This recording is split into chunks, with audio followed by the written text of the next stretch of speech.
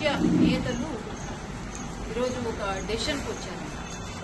అది ఏంటంటే medical college privatisation అని వాళ్ళు అంటున్నారు. ప్రైవేటైజేషన్ పైన ప్రతి ఊర్లో రచ్చబండ కార్యక్రమాలంట, ధర్నాలంట పెద్ద ఎత్తున, అలాగే 1,000 సంతకాల సేకరణ అంట. మరి వీళ్ళు ఎక్కడ ఎవరి దగ్గర నుంచి సంతకాలు సేకరణ చేస్తారో, ఊర్లలో పల్లెలలో రచ్చబండ కార్యక్రమాలు మెడికల్ కాలేజ్ ప్రైవేటైజేషన్ పైన పెడతారంట. మరి ఆ గుంపులో, ఈ ముఖ్య నాయకుల గుంపులో అందరూ చదువుకున్న వాళ్ళలానే కనిపిస్తున్నారు. మరి వీళ్ళు చదువుకున్నారా లేకపోతే మరి ఏమో అర్థం కావడం లేదు. కానీ అసలు ప్రైవేటైజేషన్ కి పబ్లిక్ ప్రైవేట్ పార్ట్నర్షిప్ కి కూడా తేడా తెలియని నాయకులు వీళ్ళు. నేను ఒకటే ప్రశ్న జగన్ గారిని, నిజంగా మీకు మెడికల్ కాలేజీల పైన మీకు అంత ప్రేమ ఉండుంటే దాదాపు 17 మెడికల్ కాలేజు 5 సంవత్సరాల కాలంలో శాంక్షన్ అయింది. దాని ఖర్చు విలువ 8,040 కోట్ల రూపాయలతో ఖర్చు పెడితే పూర్తవుతుంది. కేంద్ర ప్రభుత్వము 1,451 కోట్ల రూపాయలు శాంక్షన్ చేశారు. అట్లాగే 700 కోట్లు పీజీ విద్యకు శాంక్షన్ చేశారు. మరి రాష్ట్ర ప్రభుత్వ వాటా కూడా ఉంటుంది దీంట్లో. 1 రూపాయి కూడా ఖర్చు పెట్టింది రాష్ట్ర వాటా. అట్లాగే 700 కోట్లు ఏవైతే పీజీకి సంబంధించిన దీనికి ఇచ్చారో కేంద్రము, మరి దాన్ని మొత్తము డైవర్ట్ చేశారు. 1 రూపాయి కూడా సూపర్ స్పెషాలిటీ, మొన్న ప్రెస్ మీట్ పెట్టినప్పుడు సూపర్ స్పెషాలిటీ హాస్పిటళ్లు ఉన్నాయి అని అంటున్నారు. ఏది ఒక్క సూపర్ స్పెషాలిటీ హాస్పిటల్ చూపించమనండి. ఈనాడు వైద్యం గురించి మాట్లాడుతున్నారు. అసలు మెడికల్ కాలేజెస్ ప్రతి జిల్లాకి ఒక మెడికల్ కాలేజ్ అవసరము అని చెప్పి దాదాపు 19 మెడికల్ కాలేజ్ ఉమ్మడి రాష్ట్రంగా ఉన్నప్పుడు 1995 నుండి అట్లాగే 2004 లోపల 19 మెడికల్ కాలేజెస్ తెచ్చింది తెలుగుదేశం పార్టీ. అట్లాగే గవర్నమెంట్ ప్రభుత్వ మెడికల్ కాలేజెస్ దాదాపు 6 తీసుకొచ్చింది తెలుగుదేశం. ఈరోజు నిమ్స్ కానీ, స్విమ్స్ కానీ, బర్డ్స్ కానీ, అట్లాగే టాటా క్యాన్సర్ హాస్పిటల్ కానీ, బసవతారకం క్యాన్సర్ హాస్పిటల్ కానీ, సూపర్ స్పెషాలిటీ హాస్పిటల్స్ ఏవైతే ఉన్నాయో తీసుకొచ్చింది తెలుగుదేశం పార్టీ. మరి మీరు 5 సంవత్సరాల్లో మేము పూర్తి చేసినాము అని అంటున్నారు. మీరు పూర్తి చేసింది ఏంటి? ఎక్కడ పోయి ధర్నాలు చేస్తారు? మీరు కట్టిన బేస్ మఠాలు లేకపోతే స్తంభాల పైన కూర్చొని ధర్నాలు చేస్తారా? నాకు అర్థం కావట్లేదు. ప్రైవేటైజేషన్ గురించి వీళ్ళు మాట్లాడుతున్నారు. ఆనాడు దాదాపు 50% సీట్లు ఏవైతే ఉన్నాయో గవర్నమెంట్ కాలేజెస్ లో NRI quota, self finance quota కింద 50% కోటి రూపాయలు లేదంటే 40 లక్షలు కట్టాల్సిన అవసరం ఉంది. మరి మీరా మాట్లాడుతున్నారు ప్రైవేటైజేషన్ గురించి? సీట్లలో ప్రైవేటైజేషన్ చేసింది మీరు. జీవో 107, 108, 133 జీవోలు నేను గుర్తు చేయాల్సిన అవసరం లేదు. ఆ జీవోలు తీసుకొచ్చింది మీరు.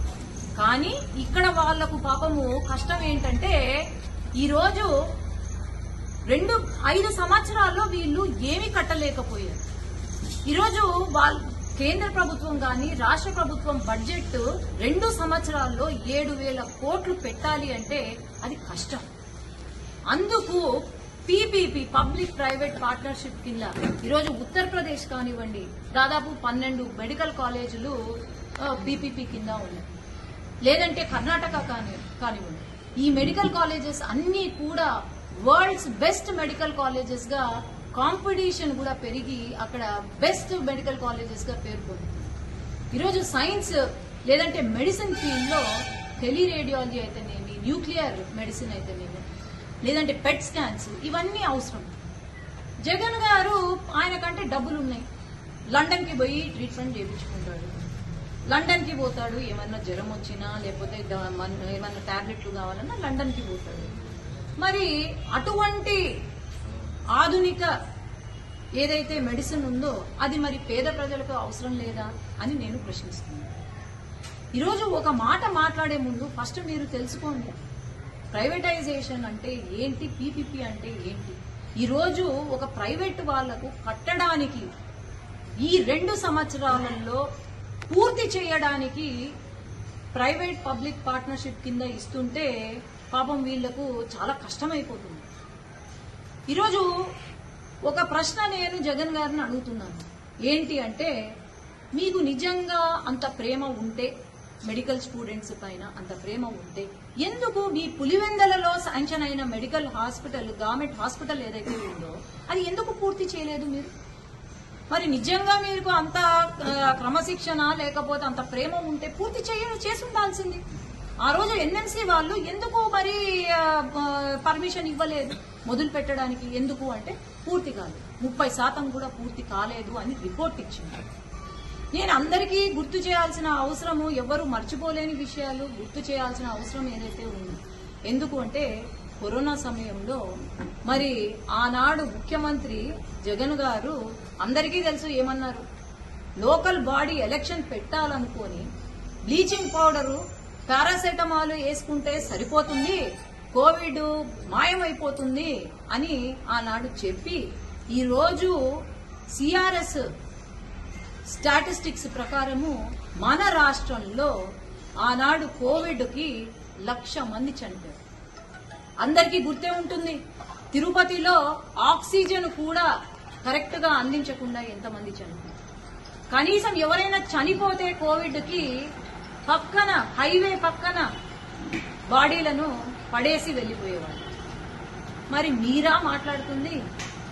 అట్లాగే మొన్న మరి నాయకులో వాళ్ళు ముఖ్య నాయకులో లేకపోతే రౌడీ వెధవలో నాకైతే తెలియదు కానీ మీ పార్టీలో మొన్న ఏమీ సంబంధం లేకుండా గవర్నమెంట్ హాస్పిటల్స్ లేదంటే కాలేజీలు ఏవైతే ఉన్నాయో అక్కడ పోయి ధర్నా చేస్తారంట.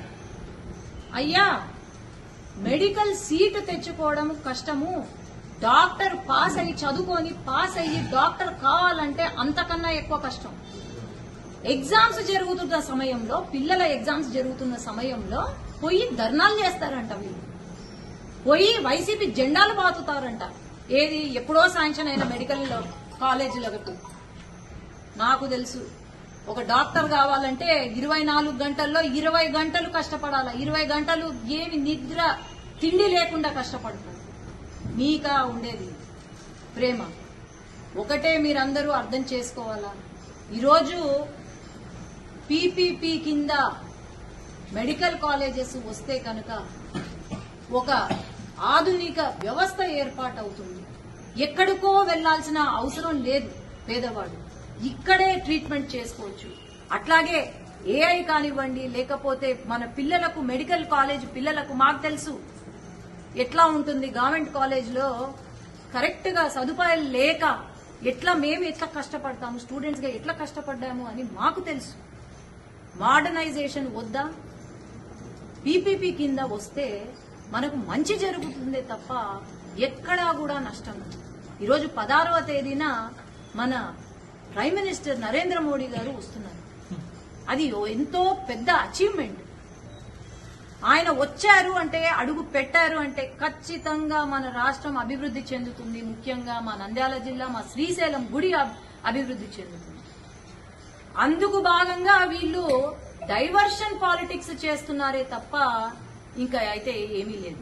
అదే సమయంలో ధర్నాలంట, రచ్చబండ కార్యక్రమాలు ఎందుకు పెడతారండి? రచ్చబండ కార్యక్రమాలు నాకైతే అర్థం కావడం.